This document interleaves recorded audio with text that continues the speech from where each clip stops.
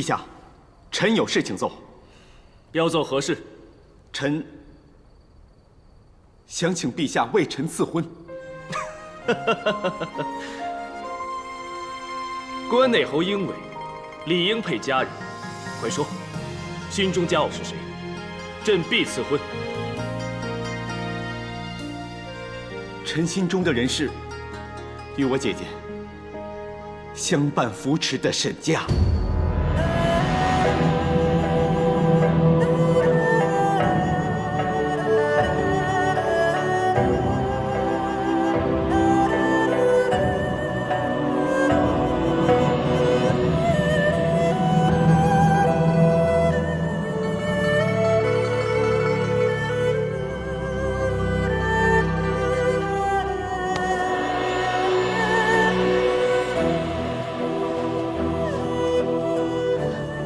听说你二人早在平阳府相识，算是相知情厚。沈家端庄贤淑，手巧能干，与你匹配，朕准了。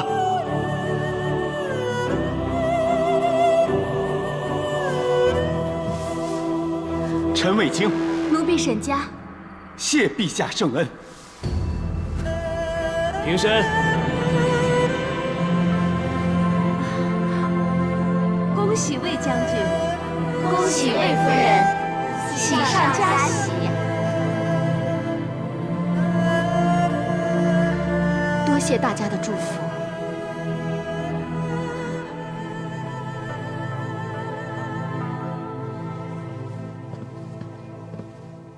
姐姐，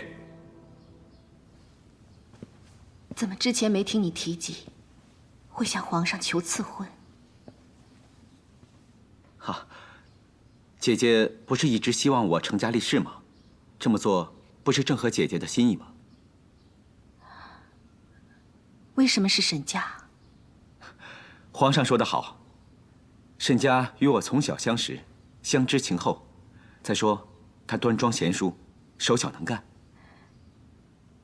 你能欣赏沈家，真对她有情，我当然高兴。可是我知道，当年你曾经断然拒绝她的情谊，只视她如妹妹。卫青，兄妹之义，不同男女之情。姐姐，我拒绝她，已是多年之前的事情。此次卫青经历生死回来，竟仍从沈家的眉目之间感觉到她的情谊。当日我听你说她为了救你而受伤，我竟感心痛，才惊觉，其实我对她早已有情。是吗？可是当时我没见你流露出丝毫情意。情谊是深藏心中的，为何要表露出来呢？或许是从前年少无知，不知道情为何物。可现在，我在不知不觉中，已对沈家动情。那平阳公主呢？这与公主何关？公主对你我有恩呐。没错，公主之恩，卫青可以用性命相报，但是，那只是感激她的知遇之恩，并无其他。更何况公主之孙理应以将相门侯世家相配。看你如此情急意切，难掩激动，难道让姐姐说中了吗？姐姐，你虽然聪慧，但并不是我，怎可认定我所爱的是谁？我与沈家两情相悦，我不能负他。弟弟，你对沈家是爱，是怜，还是怕谣言所指公主与你结亲？是想联合你的军权和我在后宫的地位意图不轨？弟弟，如果姐姐封后会影响你的决定，那这个皇后，姐姐宁愿不做。不做皇后？姐姐，你可知道这样做的后果吗？皇上对你情深似海，你岂能负他？再说，你这些年来受了多少苦？由初入宫到今天，你遇到过多少次危机？哪一次不是凶险非常，性命堪忧？如今虽然平安度过，但是往后一定还有新人入宫。如果你不是身在后位，如何自保？如何保护你那些尚且年幼的孩子们？如此看来，我封后真的是你娶沈家的原因之一了。弟弟为了护我，多次以身犯险，这一次，姐姐怎能贪图名位，牺牲弟弟呢？为了弟弟，到府嫁身我也不怕。弟弟一定要选择心中所爱，才是真的为姐姐好啊！向我归京，领兵士万计，出大漠，龙城血拼，于刀光斧影中未曾皱眉，于生死相搏间未曾退缩。外敌尚且视我为彪悍将军，姐姐今日竟视我为皇口小儿，连娶妻都不能自己决断了，要让部下士卒得知，我这个将军该如何自处，该如何在军中发号施令。但是，若以皇后身份，臣难以抗命；但若以姐姐身份，弟弟想告诉你，我与沈家两情相悦。沈家温柔体贴，与我性情相近，公主位高好强，岂会是我所爱？请姐姐不要多生事端，令我受皇上责难，令我被天下人和将士耻笑。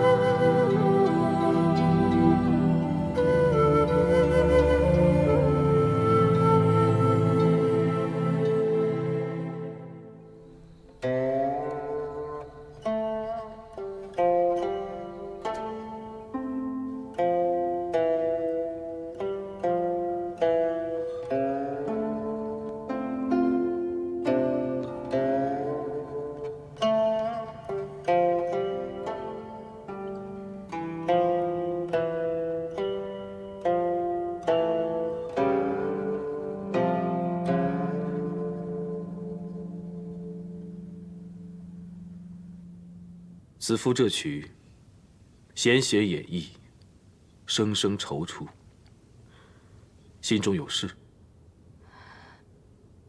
臣妾，子夫，来，过来。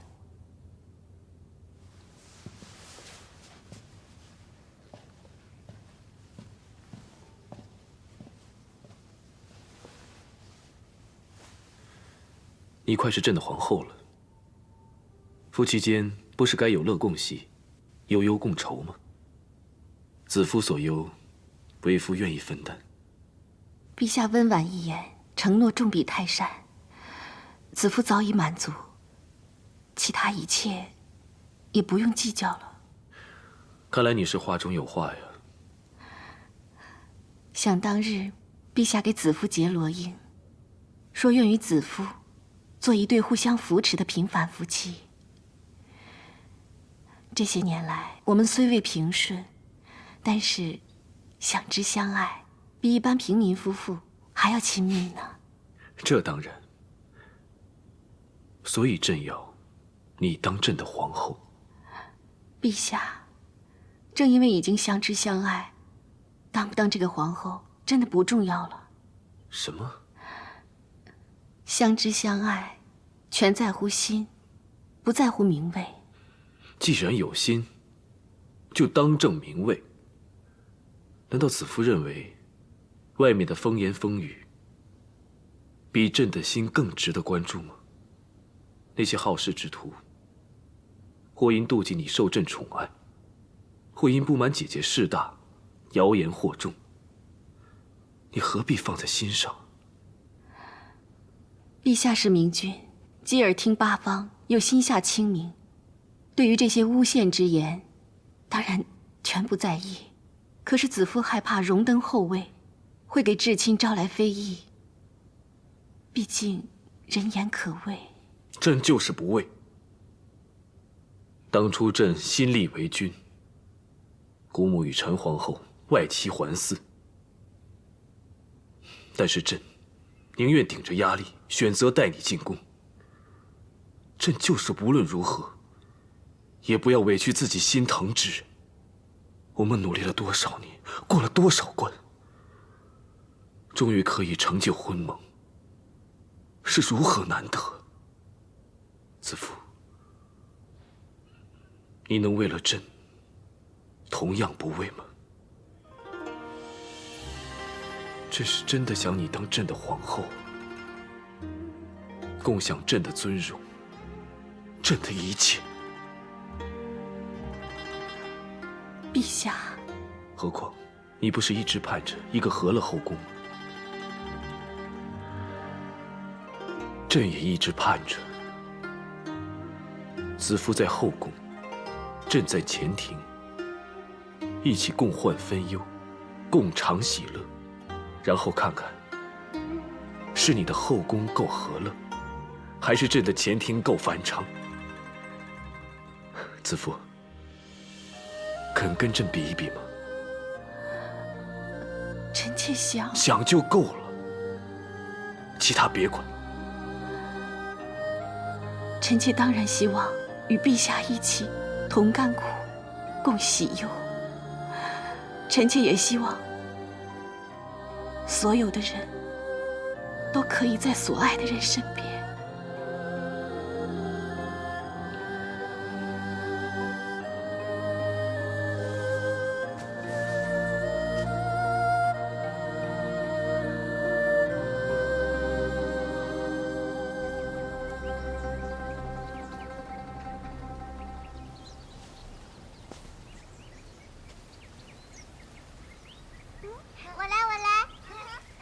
好，你来，给你，太好了，飞起来了！是啊，你看，飞得好高啊！小公主们放得好高啊！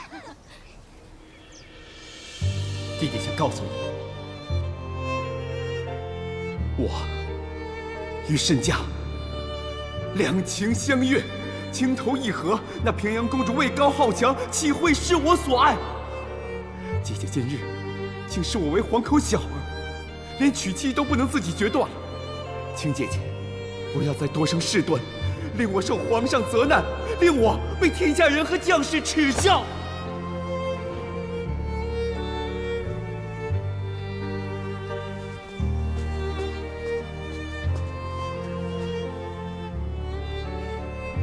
子夫，怎么站在这里出神了？没什么，彩霞。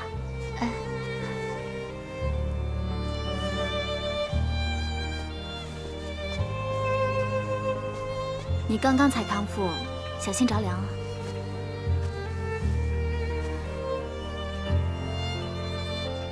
来，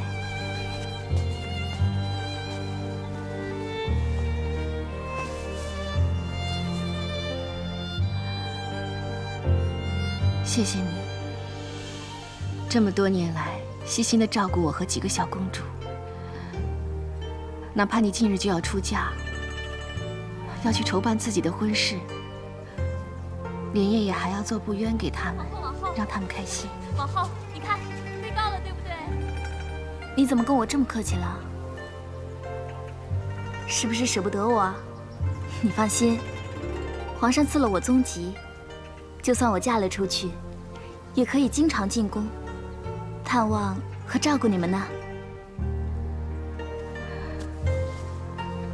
我们这么多年姐妹，你很快就要出嫁了，而嫁的还是我最亲的弟弟，我很高兴。只是不知道，这是不是一段良缘呢？我只是一个普通女子，能嫁给一位关内侯，还是一位将军，这当然是良缘了。更何况，他是我心中所属。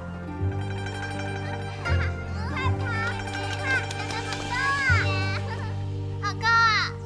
一只小小的不冤，竟然可以在青天怀抱疗响，已是福气满盈。我满足了。可是不冤，只能随风而起，随线牵扯，往往苦乐只能握在他人手中。小公主，你别着急，我让她再飞上去，好不好？就算它掉下来，不冤总算曾经接近过青天，无憾了。对于我来说，青天只要肯让我接近，已经是天赐良缘。我一定会努力，让青天明白我的真心，任我倚天飞翔，生死相依。我去帮他们了，好不好？沈家，快点飞上呀！我想，我一定会幸福的。子夫，你祝福我吧。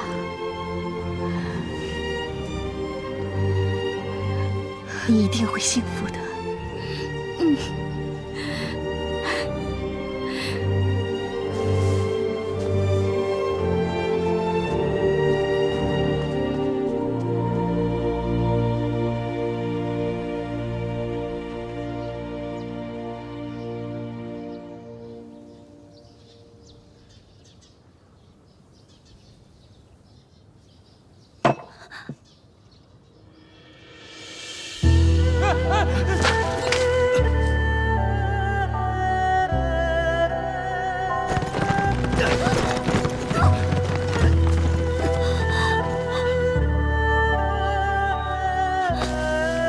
永远牢记对公主的承诺，一生为公主牛马。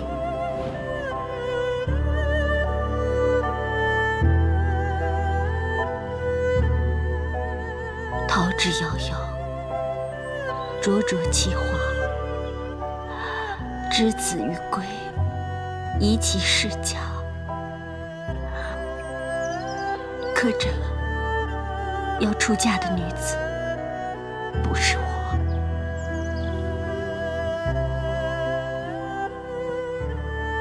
公主，什么事？皇太后有请。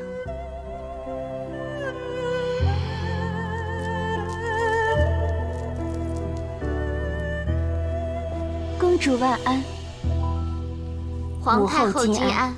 来了，快过来。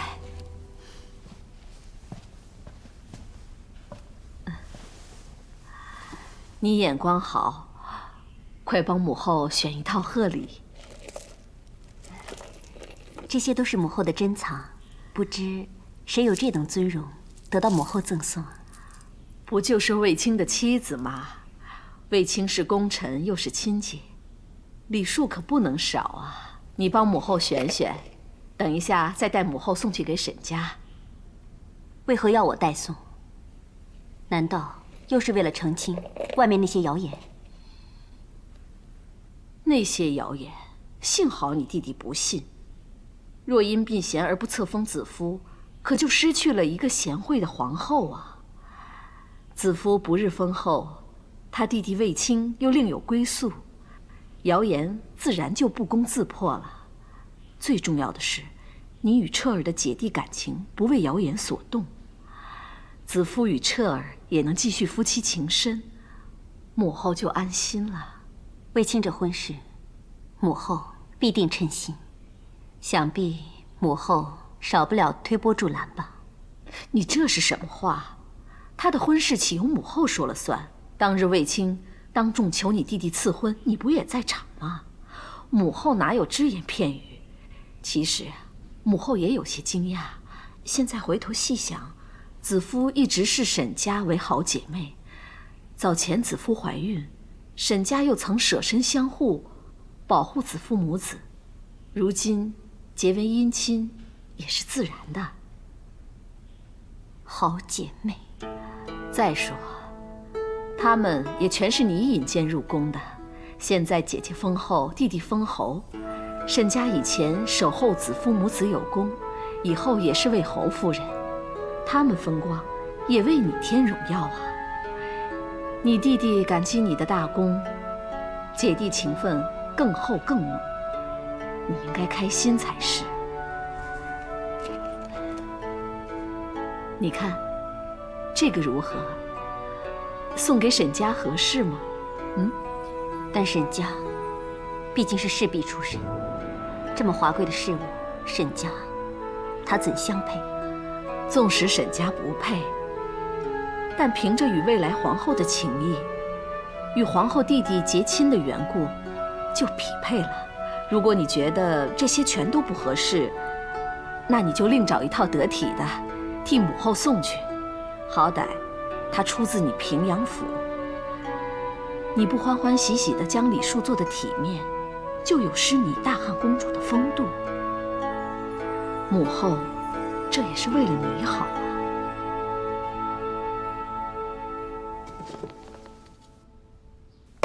谢公主，我们家儿何德何能，得皇太后如此厚待？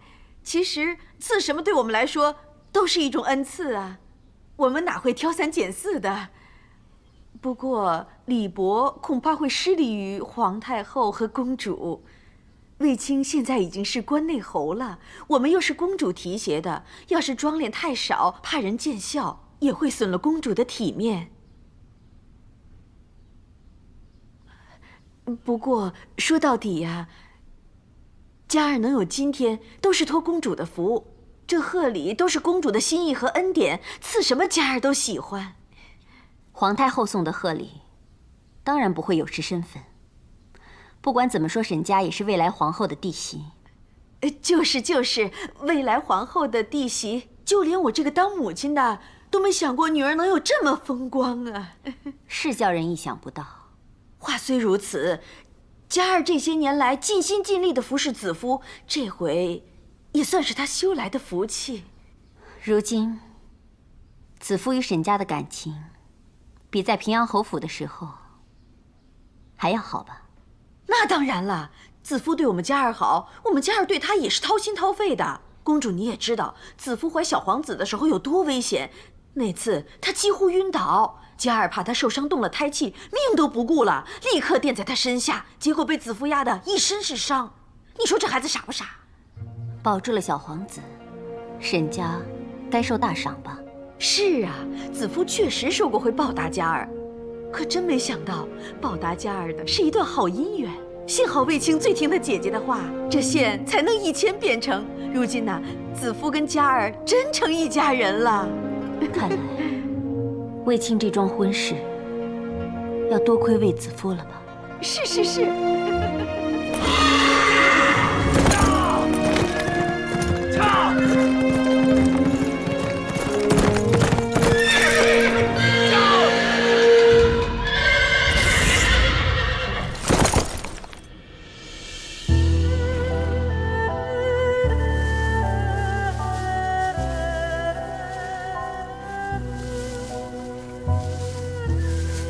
以后你要好好照顾自己了，别难过，别念我。既然不再相见，两街相望就好。什么两街相望？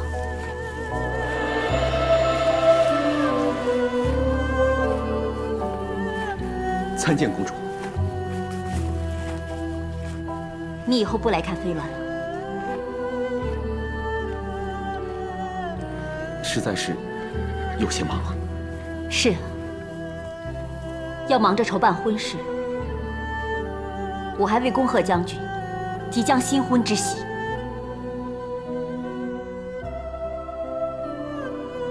多谢公主。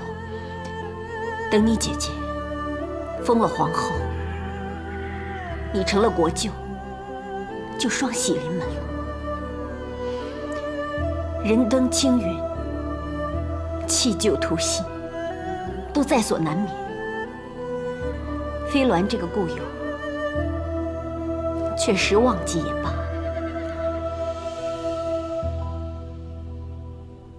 既然喜事重重，将军却为何在这里独自一人，孑然失落呢？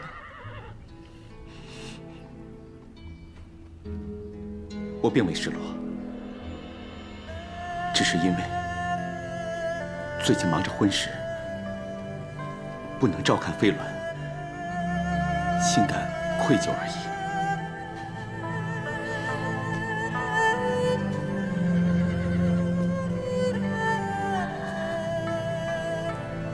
你是为了不能够照顾飞鸾而有愧，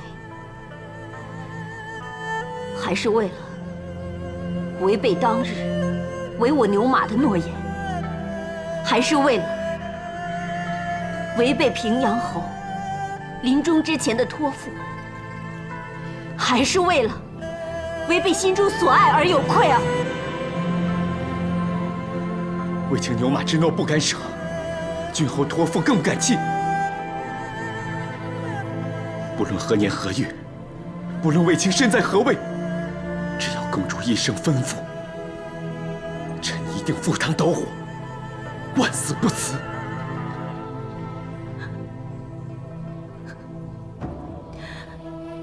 你的心到底……卫青只是赤胆忠心，只为报答公主的知遇之恩罢了。既然只为报恩，而非有情，你又为何在这里眷恋流连？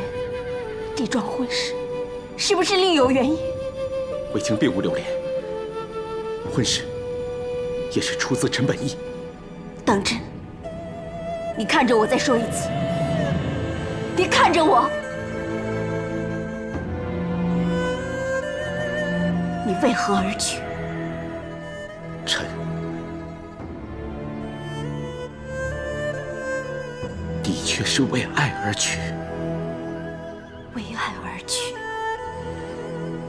的确是。你最疼爱的就是你姐姐，你做什么都是为了她。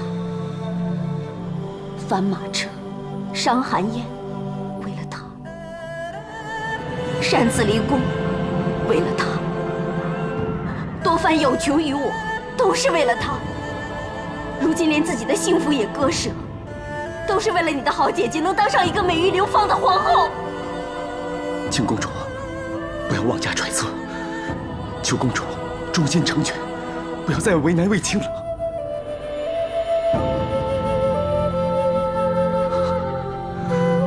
那我就祝卫将军夫妻和和，更祝卫夫人安安乐乐的做个名垂千古的贤后。公主保重。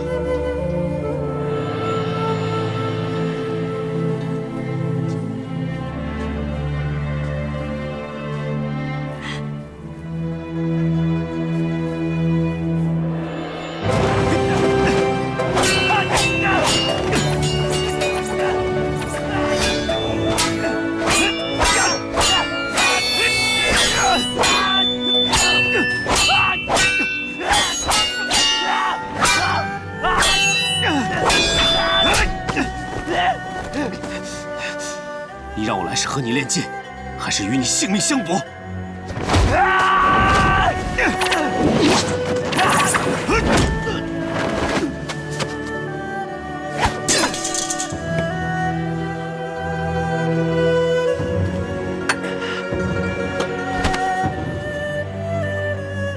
松手！卫青，你醉了，放手，放开！卫青，你疯了！我疯了，我倒真希望自己疯了。如果疯了，我就不会难过；疯了就不会想起他的面容，他刺人的话，我我其实单单为了姐姐，其实更是为了她。我说，为爱而娶，可她却不知道，我所说的就是她。她与我在一起，只会被众人重伤唾骂。她的一片清心，会被说成是扰乱宫廷的祸国妖孽。你是在说公主吗？而我的出身，只是她府上的一个小小马奴，怎么配得上她？她该有一个温文尔雅、皇亲望族，不用在战场上拼命的人相伴一生。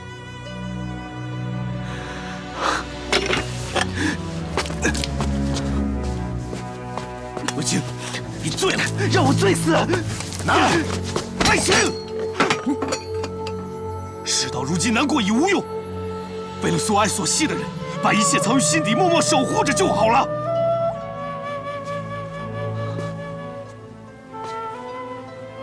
我何尝不是这么想的？可是，我让他伤心了，我的心好痛，好痛。事已至此，你身不由己了。我只想问你一句：沈家姑娘又如何？沈家，她会是个好妻子。她一心向我，无论是亲情还是友情，我对她也始终是友情。我会好好待她，不会让她受委屈的。既然你已想得透彻，就放开怀抱，顺势而行。既已提亲，就贯彻始终；既已具爱，就彻底忘记，让所有关爱你的人都能够安心就好。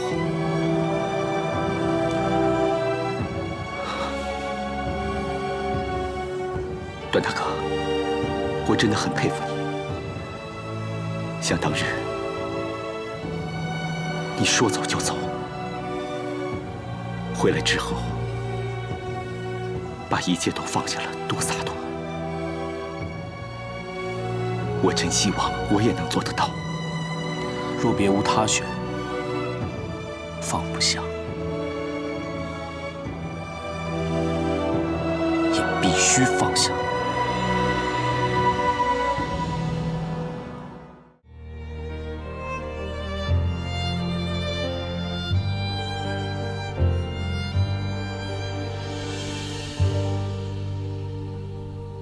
魏将军入洞房了啊！快去吧，快去吧！快！你们别走啊！而且还要演，咱们要把今日不归，别走啊！快点啊！快走了！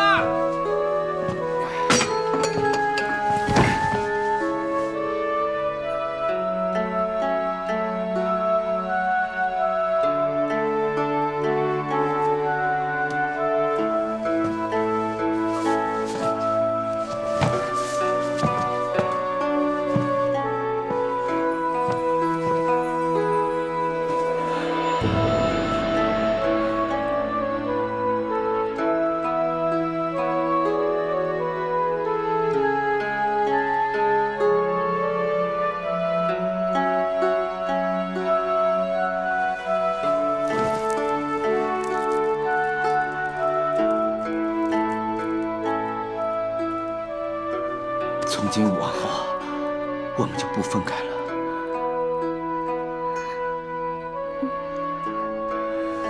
来，我答应你，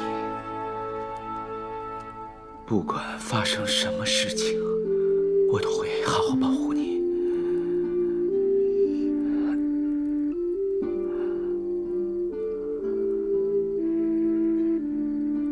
好美啊！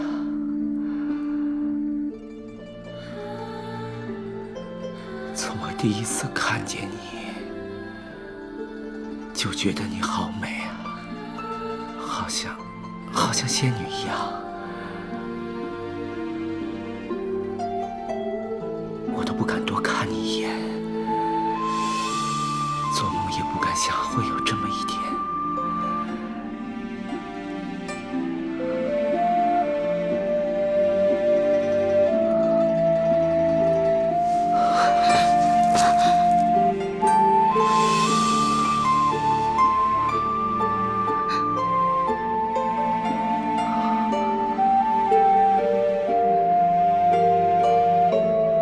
今生必当受诺，为你牛马，生死相依。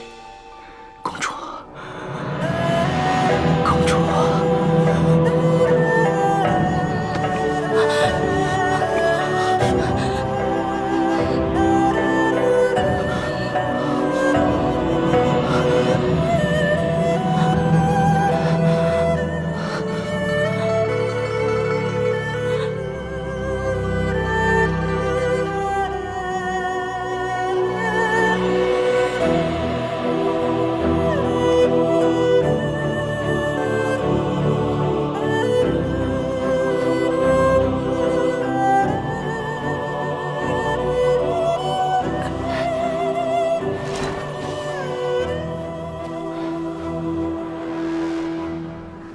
醒了，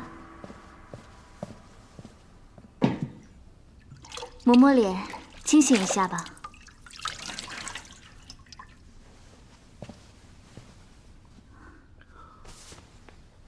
我准备了葛花汤，解酒醒脾。你酒后头晕、烦躁、干渴，喝了它就不会那么头痛了。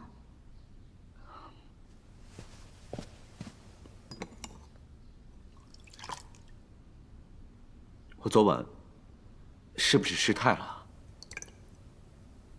我看你眼睛红红的，是不是为了整夜照顾我，不能安睡啊？我睡得很好。来，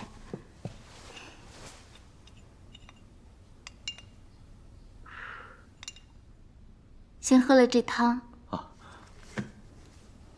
再吃点早点。就不会胸膈饱胀、久毒呕吐了。早点，我给你准备了你最喜欢吃的桔梗糕。哎，来，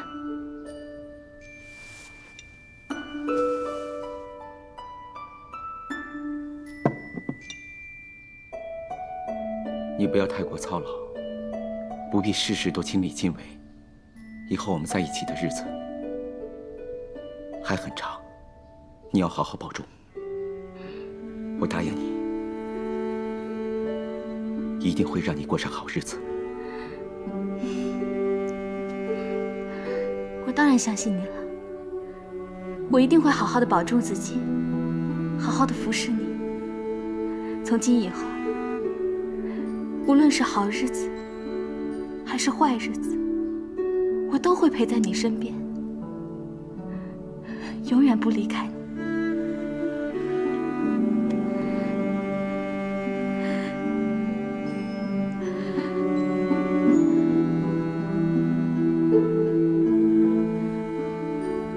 刚才数到第几了？这个，鸳鸯杯5对，是6对。搬到库里的有4对，这里2对，不就是6对吗？你呀，数目不清却乱记账，这可不行。太夫人恕罪。哼，你们那个石总管都不知是干什么的，昨天晚上就应该把这些贺礼都入库嘛。哎呀，记得好乱呐！该依客人的官位爵位罗列贺礼嘛，将来将军回礼的时候也方便查看。不用你们了，帮忙叠喜账吧。去吧。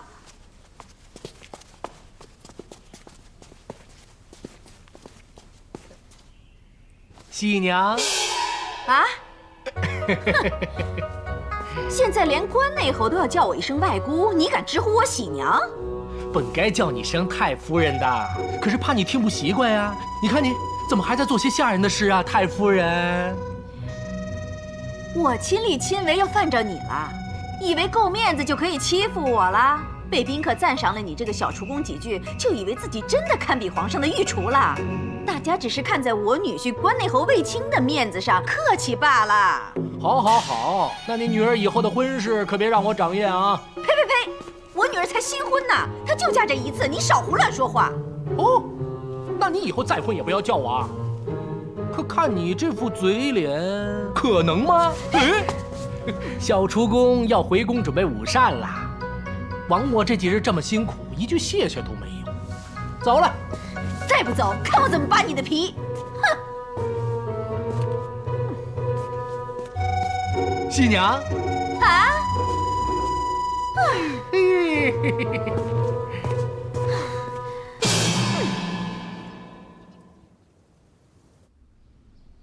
当魏夫人步上册封台，宗正宣布皇后受喜后，请魏夫人从大长秋手中接过喜寿，再坐到皇上身边，黄门鼓吹3遍，钟鼓毕，册封礼仪便完成，妥当周全，朕很满意。你为朕这喜事劳心，朕该赏你。啊，臣不敢。白民，这是朕为你张罗的，是丞相薛泽的侄女，年方18，娇美楚若，粉嫩桃瓣，举止楚透，幽兰之姿。黛眉凝韵，秋水韵经，段大哥与你匹配啊！臣暂时无意婚娶，不必了，不必了。子夫如今已封后，卫青也已成婚，你与他们亲如一家，如今就剩下你还为陈家立事了。臣指望专心为陛下办事，不愿为家事缠身。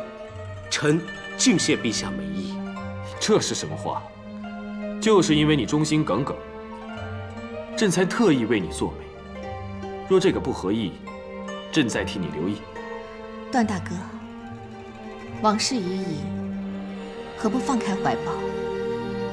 你还在惦记那个关外女子？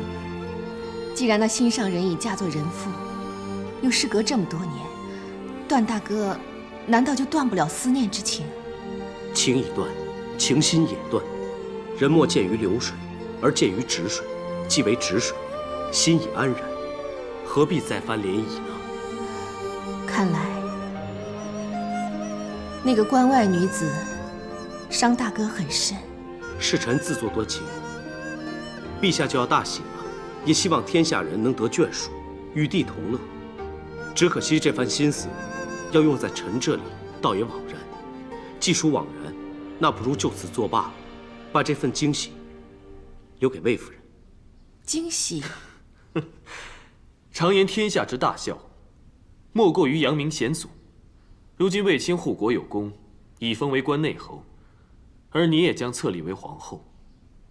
如此光宗耀祖，当然要衣锦还乡，拜祭王母，以慰其在天之灵。陛下，卫青因公事之便，已顺道携他的夫人先行出发。我会让兰陵殿的侍女、厨工一涵、明月，都陪你不日出发，沿途照顾。段宏，就由你护送子夫回乡，你们也好故地重游。谢陛下。谢陛下。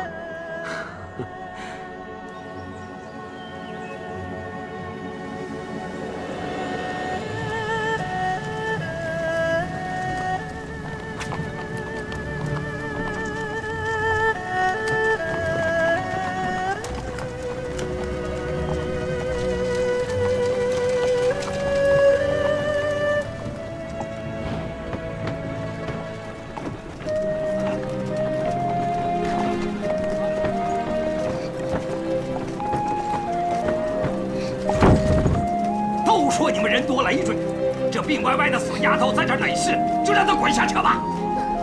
下来，把她丢在这里。我们下去推车吧。啊，成儿，你别下。不，我们是一家人，心连心，我也要帮忙。要推就用力推呀。富亦乐，贫亦乐，天亦乐，苦亦乐，同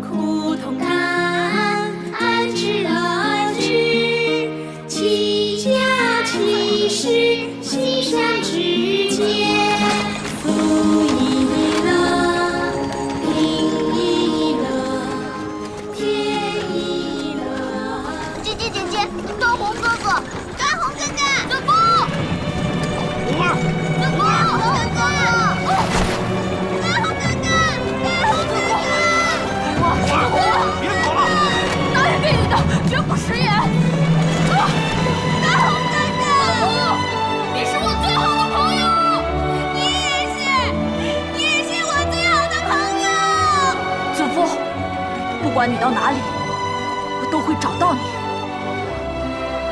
走吧。段大人，停！夫人想在此歇息用膳。好，歇息用膳。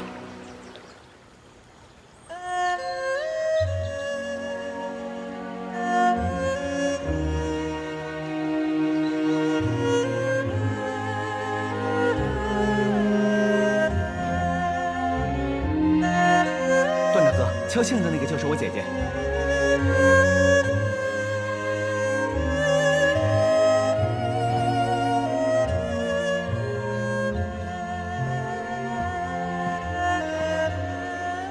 想什么想得这么入神呀？哦，没什么。我见你们故地重游，所以做了一些你们小时候常吃的蒸饼，不会令你难受吧？不会。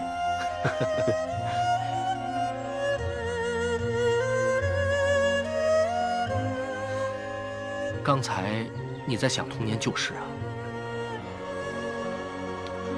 小时候就在这里与故友分开，我为他送上自己做的木梳，就从此分别了。童年种种的往事，都应该淡若无痕了吧？本该如此，可是重临故地，往事忽然历历在目。事到如今，为人为己，我相信你一定可以放开怀抱了。是的，从前种种只余回忆，其他的早已不在，相信都随风而逝了。那就好了。很多事物呢，留着只是累赘，扔掉那些沉重的包袱，你才能够轻松前行。易大叔睿智，说的都是警醒之言，我会谨记。那我这番唠叨也就值得了。段大人如果能够度过此关，必定能够海阔天宽，一切豁然。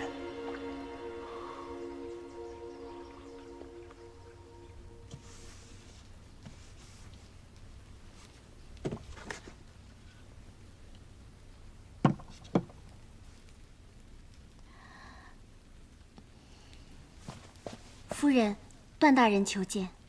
快请。段大人请。夫人，卫青传来口讯，他们已经到故乡了，就等你明日回去一起行祭礼，为免错过祭礼时辰，我们明日提早启程，如何？好，有劳段大哥了。这2日我一路走来，越靠近故土，心里越感心悦。我也想早点回去。明月，去通知侍女，提早做准备。诺。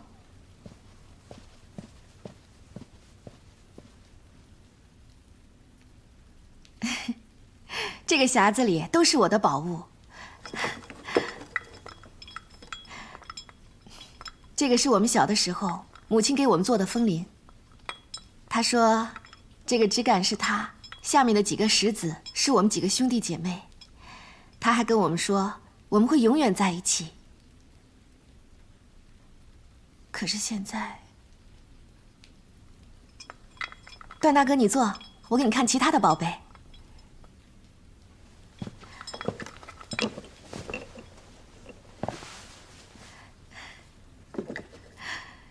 这是小时候收割用的石臼，这是周夫子送给我的。这个我记得，你背诗总是最多最熟的，周夫子奖赏给你的。我跟段大哥一起背诵，其实段大哥跟我背的一样多，你是故意谦让我罢了。还是瞒不过你，只是不知道周夫子是否还健在。他是个好老师，教会了我们很多为人之道。富亦乐，贫亦乐，甜亦乐，苦亦乐。回想起以前的日子，虽然贫苦，但的确安乐。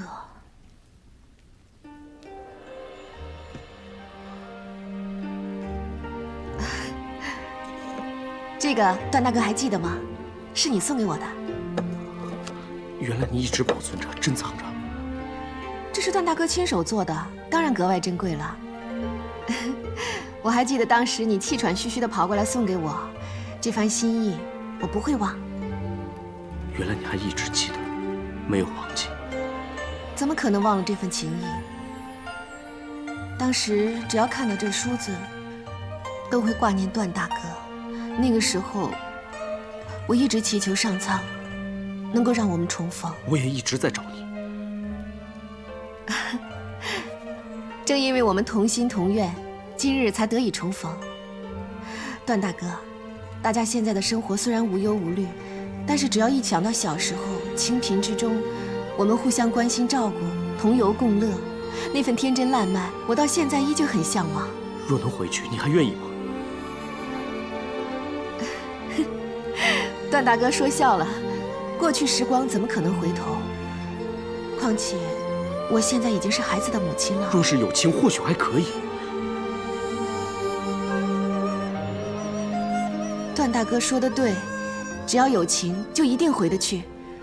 皇上不就是因为看在我们思乡情切，才恩准我们回去的吗？现在，故乡、故物，还有故人都在，就足矣了。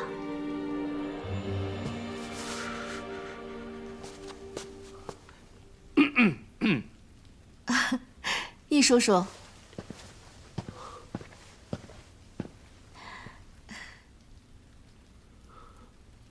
我是来通知子夫明日提早启程。哦，我是来通知夫人，晚膳已经预备好了。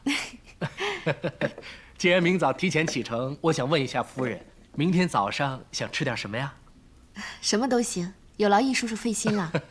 不费心，不费心，我只想让大家吃得舒心，好轻松前行。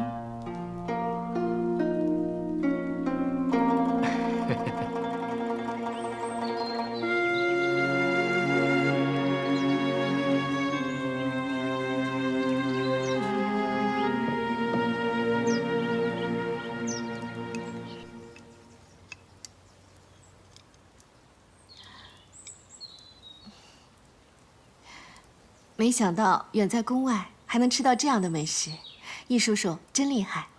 薯粉多了一点，不够柔软细滑。哎呀，都怪我昨天晚上思虑缠绕，分了神啊。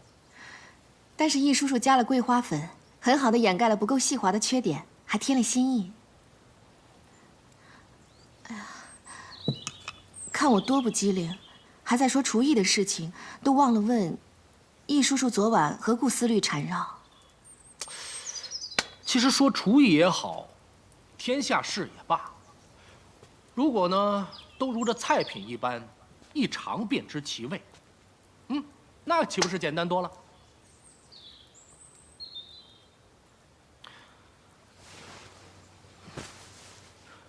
夫人，别怪我多嘴啊，因为你就像我的家人一样，有些事如果我不说的话，对你的伤害会更大，将来可能会无法挽回啊。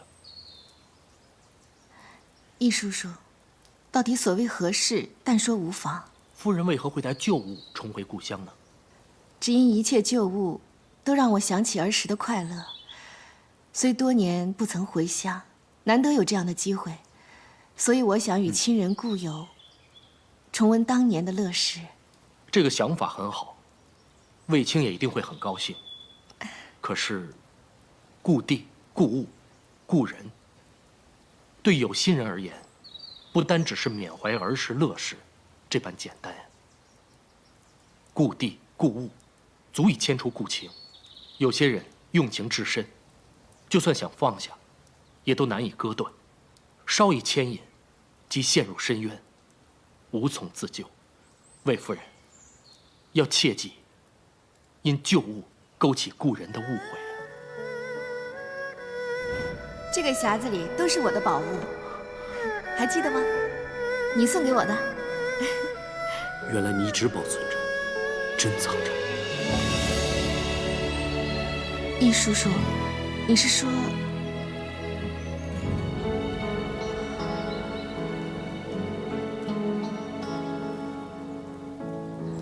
你像月色一样的沉默，如雪花落在湖面融化我。寂寞的烟火，忘掉年月，让天空快乐。我跟你玩。子夫，大红哥哥，我做你的新娘。好。你是夜里温柔的颜色，静静地投影在我的轮廓。也许我让你心如刀割，等一个结果。这个送给你。蝴蝶飞过沙漠，爱得太执着。子夫，以后你就是我的娘子了。的风光都看过，才领悟曾做过的是最动人的景色。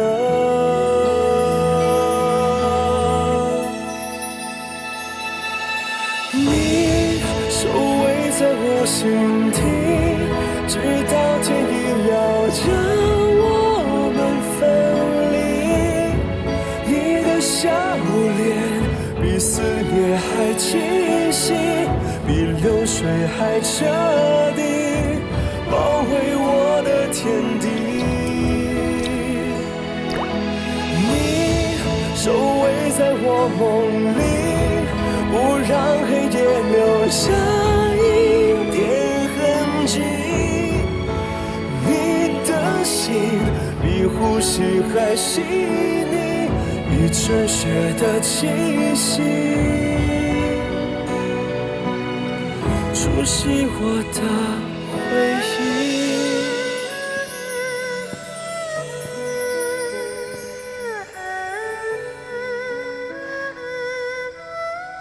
河水无论遇到什么，虽然会翻起涟漪，终究还是会向前奔流。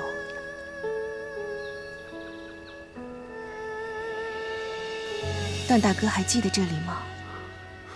怎么会不记得？儿时情谊总叫人难忘。此次回乡，我带了从前旧物来缅怀。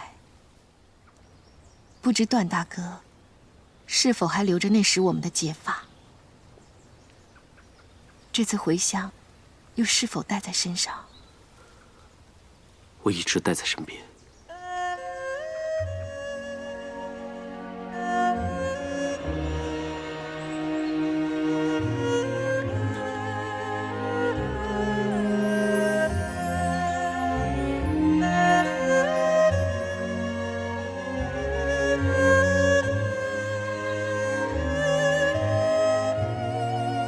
那皇上提及你一直保留着的结发，到底是属于那关外女子，还是站在你面前的这个儿时玩伴？是属于童年时，不介意我脸上有疮疖，愿意和我结发的子夫。原来那个所谓的关外女子，那个你一直放不下的故人，其实也就是儿时的旧相识，就是我。哪怕事隔多年，我已为人妻为人母，段大哥依然不能忘怀吗？本来就要放下，正为了放下，所以才抛开一切，远走西域。那是不是重回故乡，再看旧物，让段大哥忆起了旧情，害你忐忑？我昨天看到你保存着我送的木书，听着你说出渴望重逢的期盼，才知你我原来心意相同。不是的，这不禁让我回想起，如果当年没有天灾，这结发和木书早已成为我们的定情之物。如果当日在九寿我能与你相认，如果在平阳府中我比皇上更早遇见你，就不会有上一成宠了。如果，段大哥，一切早已成为事实，何来如果？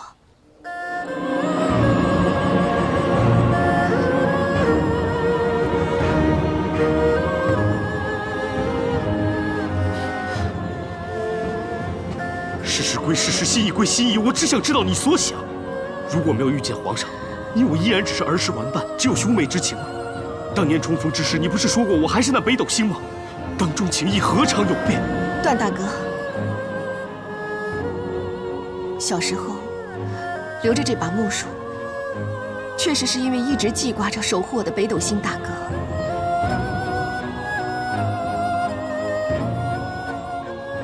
但现在依旧留着这把木梳，却跟其他儿时旧物一样，只为提醒自己，勿忘寒微出身，一定要记得恭谨谦和。倘若真让段大哥误会，害你沉溺往昔不能自拔，那我宁愿毁掉这珍贵的旧物。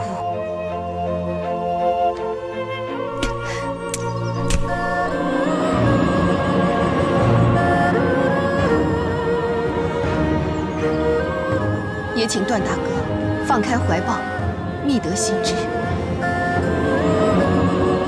缔结良缘。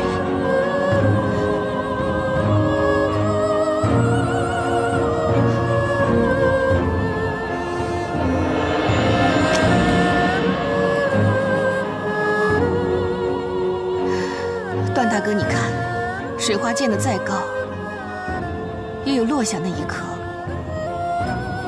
过去再难忘，也终有放下那一日。缅怀过去，只会自讨苦吃。子夫求段大哥，当断则断。段大哥一定会找到一个相知相守的贤妻，一生美满。求段大哥，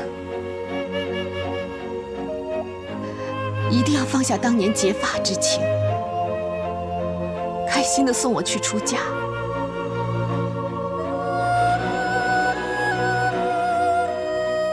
你真希望我忘了结发之情？真希望我送你出家吗？对，段大哥是我最敬重的哥哥，作为妹妹，也不忍看到段大哥情伤自苦。希望段大哥早日释怀放下，就如这春花一样，凋零之后结出美果。既然你心意已定，好。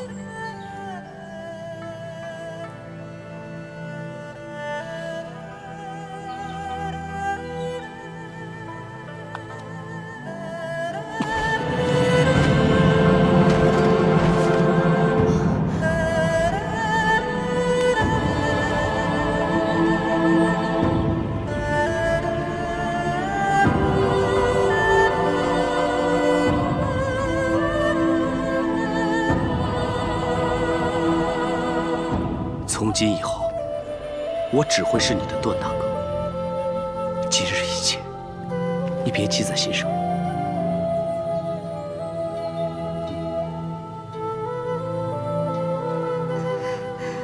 谢谢段大哥，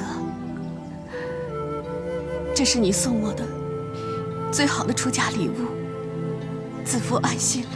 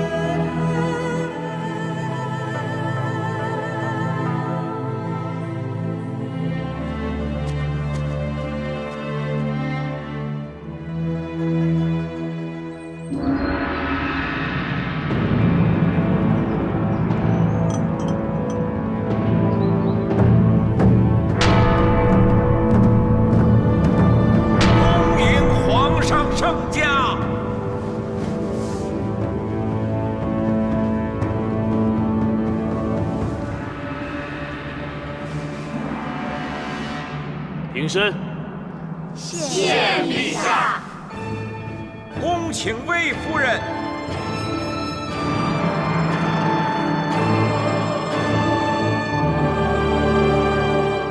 皇后之尊，与地齐体，供奉天地，至诚宗庙，武临天下，故有翠星音，将任五州，2代之龙，盖有内德。皇嗣延冕，中司延庆，现魏夫人恭谨谦让，仁德善良。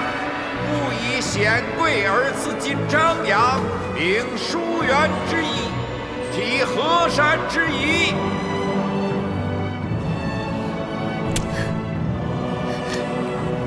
子夫求段大哥，当断则断，一定要放下当年结发之情。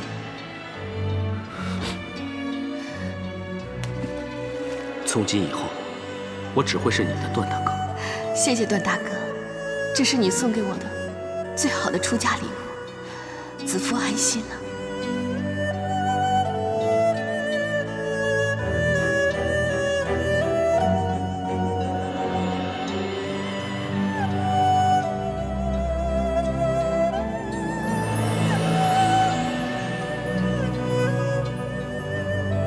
爱太深，情难舍。但愿你此生身受地重，凤凰于飞，妻已偕老。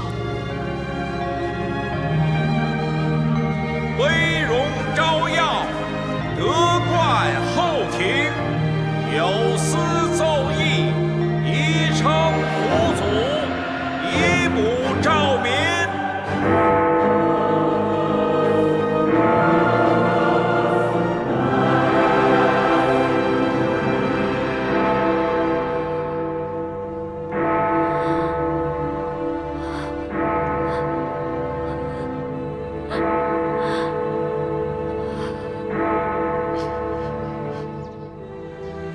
皇兄，我娇儿的将来全掌握在皇兄你手中了。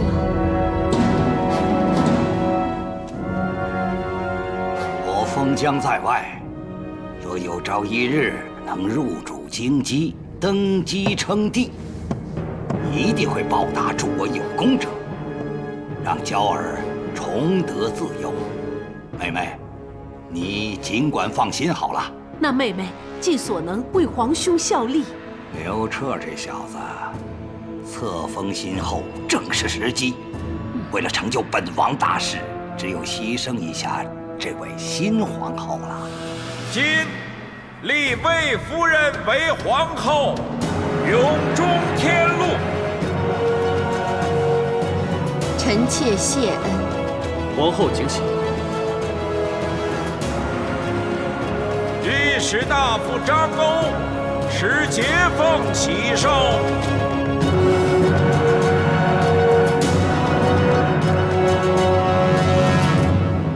为爱而娶，的确是。你最疼爱的就是你姐姐，你做什么都是为了她。翻马车，伤寒宴，是为了她；擅自离宫，为了她；多番有求于我，也是为了她。如今连自己的幸福也割舍，都是为了你的好姐姐，能当上一个美玉流芳的皇后。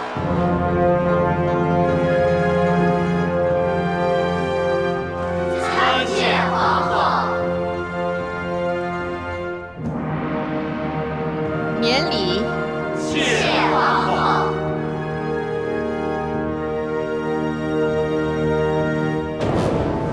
我今日来贺你，是要看看你做皇后有多疯狂，也看看你在这宝座上能坐多久。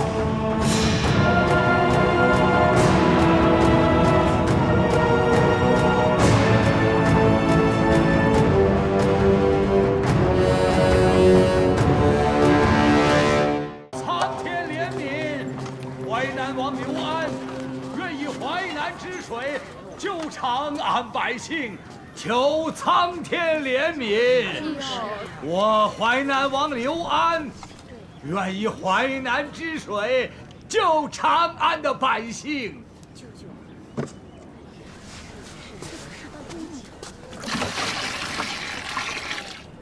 求上苍赐水！臣郎中令段宏参见淮南王。见过段大人。臣奉皇上旨意，请淮南王入宫见驾。本王久未与皇上聚首，既然入京，定当入宫觐见。淮南王，请。段大人可否稍后？本王刚向上天求水，救济这里的百姓，只求静待片刻，待上天回应，自会与你入宫。不瞒淮南王，臣曾经领属下勘探过这一带水源，此井早已枯竭，难再出水，还请淮南王不再推脱，请随臣。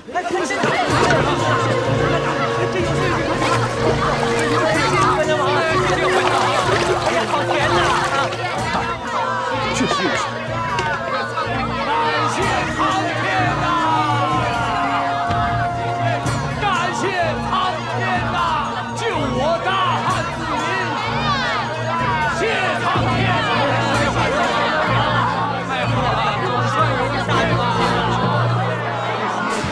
他们怎么会去了长信殿？淮南王连同段大人的人马，刚进宫就被皇太后派人接过去了，说什么？皇太后说，淮南王本是皇叔，又向来有贤名，入京应以家人之礼相待。他若按制朝见，朕必以礼相待。可他擅闯京畿，朕就算杀他也不为过。陛下，皇太后仁厚，恐怕就是要陛下莫轻言治罪。母后既以家人之礼相待，臣妾作为晚辈，也应该去见一见这淮南王。不如就让臣妾陪着陛下一同前去。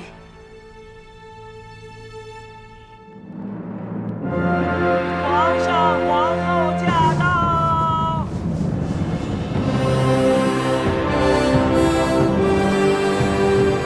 参见陛下，参见皇后。母后万安！母后万安！大家都平身。谢母后。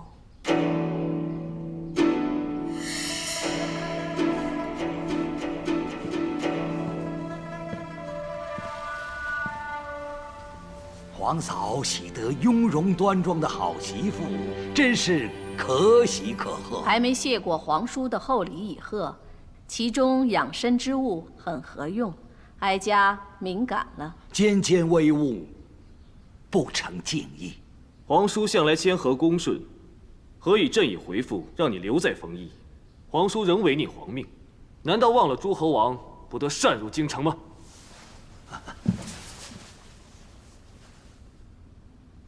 臣知罪，陛下圣意，臣又岂敢违逆？只是听闻京畿旱灾严重，才斗胆入京。臣不带一兵一卒，只是让几名随从护送，只求为民祈愿，向天求水。皇叔虽有违国法，但也是为民求雨而来，皇帝就网开一面吧。陛下以民为先，若皇叔是因为民生而来，判罪恐怕……念在皇叔一片仁心，朕姑且免你责罚。起来吧。谢陛下。段宏，臣在。准备车马，明日派人护送淮南王出京回淮南。诺。启奏陛下，臣此次入京还有一事，如若此事未了，臣难以遵旨离京，还望陛下成全。皇叔还有何事？皇嫂，此次旱灾，全因灾星落入汉宫。身为刘家长辈，不能不竭力为皇族消灾解困，以保万民，延国祚。淮南王竟提这种虚妄之言，凶吉之说，乃人心不定、自找未济的说辞。以淮南王的德望，何以与无知小民同论？既然人心不定，何不稍施举措，以稳民心？恳请陛下请于礼，设坛求雨。于祭之礼早已有之，设坛祭祀以安民心，亦无可厚非。谢皇太后。不过，在行于礼之前后，恳请皇后暂时离宫，以应天命。皇后乃后宫之首，岂能贸然离宫？别以为皇太后与朕念及骨肉之亲，不忍失责，你就僭越狂妄。淮南王3番4次犯上，其罪难容。回陛下，臣夜观天象，竟见天线新星，旱灾亦随之出现，使知道今后登位，实为旱魃灾星及汉室之事，祸及苍生。皇叔言下之意，我就是那旱魃灾星。荒谬！天上繁星浩瀚，残星陨落，新星显现，这些都是自然现象。皇后仁德贤淑，百姓皆知。淮南王这番污蔑之词，实属妖言惑众。皇叔真当慎言，皇后又怎会是灾星呢？臣所说皆得天神太医托梦透露玄机，只是实话实说而已。大胆！枯井求水，非常人所能。淮南王未必全是空谈妄语，宁可信其有，不可信其无。陛下不妨让淮南王一试，便知真假。臣求陛下为百姓苍生，让臣一试。我虽初见皇叔，却早有闻淮南王德高望重，但刚才所言实有荒诞之处。如果子夫是妖孽旱魃，以陛下英明，皇太后慧眼，怎会丝毫不察？皇后言行向来端正，处事仁厚。淮南王这妖孽灾星之说，只怕是无稽之言。圣主在先，皇母在后，乃我大汉龙脉所在。皇母若有任何灾殃，必定会惊动龙脉，国事不宁。皇后既然感念苍生，仁德有道，倘若稍一欲步离宫，就能助百姓解困，敢问皇后为何不肯呐？正因我身为皇后，一举一动皆为天下一范，更不能导黎民迷信。离宫不难，难在此去会误导苍生或与鬼神之说，则再难正视听。皇后所言正是朕意，但是敬天祭祖乃合乎人心世道，亦让百姓能心有所依。帝后夫妻情深，臣亲睹。但如若因这夫妻之情，怕皇后芳名有损，而轻百姓所急，则恐有负社稷呀。祭礼或有安民心之效，却无呼风唤雨之能。赦与不赦，与民生社稷无关。臣愿以项上人头担保，倘若求雨无效，任陛下发落。皇叔已经许下了如此重誓，倘若皇后还不肯出宫的话，恐怕灾星之说不言自正。陛下，倘若再犹豫的话，臣愿长跪不起。皇叔不用跪，我愿出宫助你求雨。既然淮南王一心为民，以性命做担保，子夫也不会藏身深宫，而无视苍生所求。我愿压下自身的名声。